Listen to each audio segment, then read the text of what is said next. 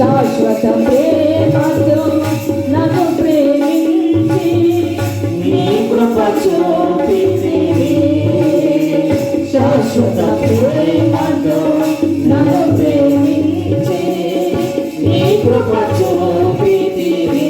చూడద్దు, దేవునికి లోబడి అబ్రహాము దేవుని మీద ఎలాగైతే కన్నులెత్తి దేవుని వైపు చూశాడో దేవుడు ఆయన ఆశీర్వదించాడు.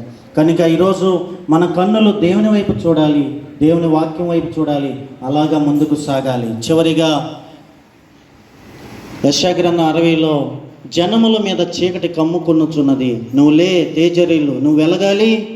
జనముల మీద చీకటి ఉంది, వారికి దారేటో కనబడతల్లా. నువ్వు కనబడ్డావు, నువ్వు మార్గంలోకి వచ్చావు, ఇంకా నశించిపోతున్న వారు ఎంతోమంది ఉన్నారు. చెల్లి తమ్ముడు, ఒక్క మాటను, ఎంతోమంది ఉన్నారు. వారికి నువ్వే వెలుగు ప్రకటించాలి, వారికి నువ్వే స్వార్థ ప్రకటించాలి. యేసు ప్రభువుని నువ్వే వారి దగ్గరికి తీసుకెళ్ళాలి. నీ జీవితంలో దేవుడు ఎలాగ మేలు చేశాడో వారి జీవితంలో కూడా మేలు చేస్తాడని ఆ వెలుగు ప్రకాశాన్ని నువ్వు తీసుకెళ్ళాలి. అనేకులకు నువ్వు ప్రకటించాలి, అనేకులకు నువ్వు సాక్షిగా ఉండాలి. నీ పట్ల దేవుని ఉద్దేశం గొప్పది. దేవుడు నిన్ను ఆశీర్వదించునుగాక. ప్రార్థన చేద్దాం. ప్రతి ఒక్కరు తల వంచి ప్రార్థన చేద్దాం. హల్లెలూయా, హల్లెలూయా, హల్లెలూయా, హల్లెలూయా, హల్లెలూయా.